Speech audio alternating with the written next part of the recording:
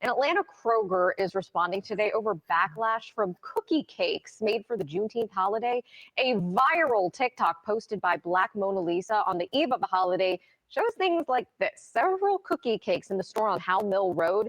The cakes had "free at last" and "June 19 free" written on them.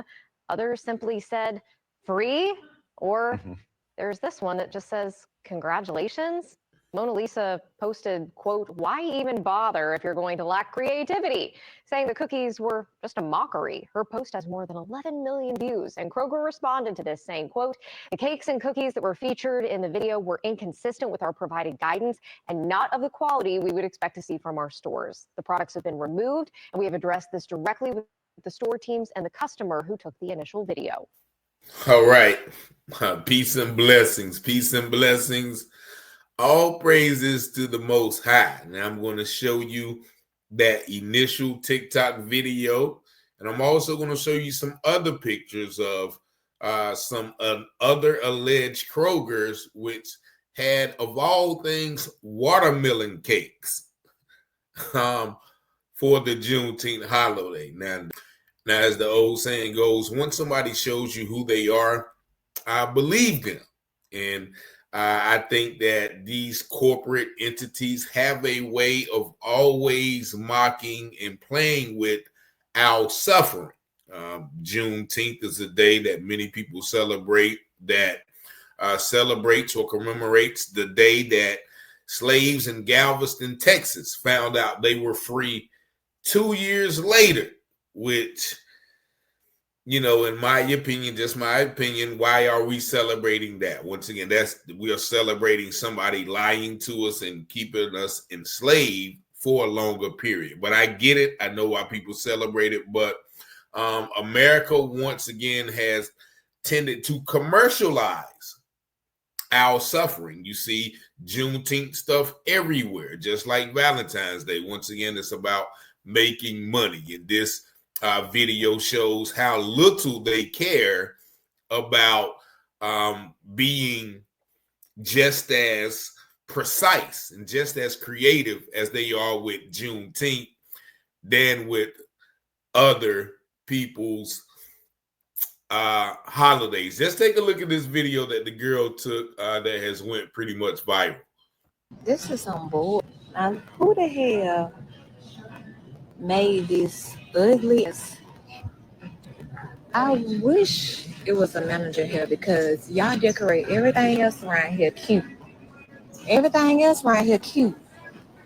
But for Juneteenth, you want to just throw something on a freaking cookie cake and expect someone to buy it? No, what does it last? Like, really? Can't nobody do that. You know what? I'm going to be in here bright early in the morning to talk to somebody about this, because this is unacceptable. They got me one.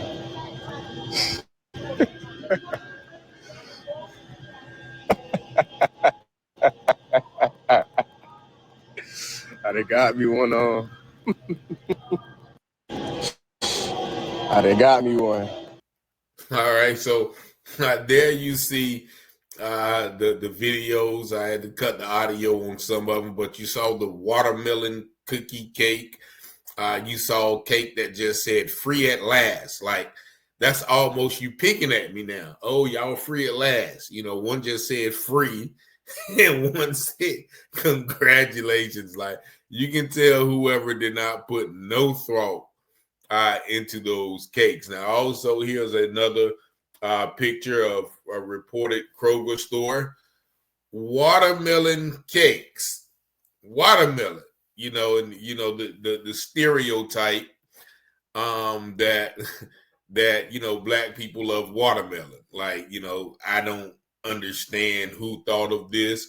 Now, Kroger says that, you know, the cakes have been removed and it doesn't represent, you know, the quality of, you know, their merchandise, but the damage has been done.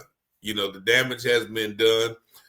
People have seen these, and, you know, there's just no excuse if you ask me. There's no excuse. A few years back, they said Walmart had to pull some of the Juneteenth ice cream, and I don't know why, but evidently there was probably something racist in that. But this once again speaks to a bigger issue of people co-opting our holidays.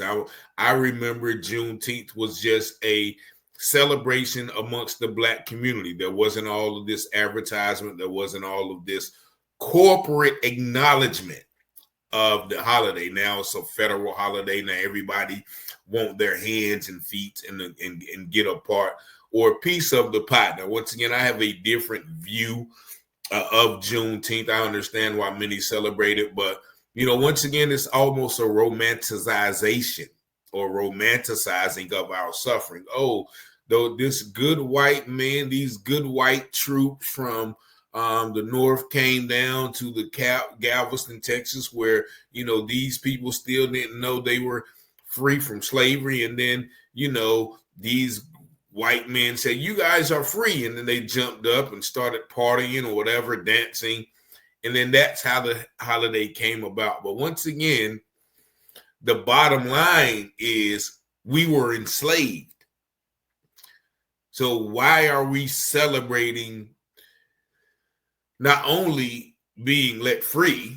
Like, once again, we'll thank y'all for letting us free. No, we shouldn't have been enslaved anyway. But also we're celebrating people who were enslaved for an extra 2 years and didn't know. But if we're not for the good-hearted white men of the Union troops, then those Black people would still be enslaved to this day.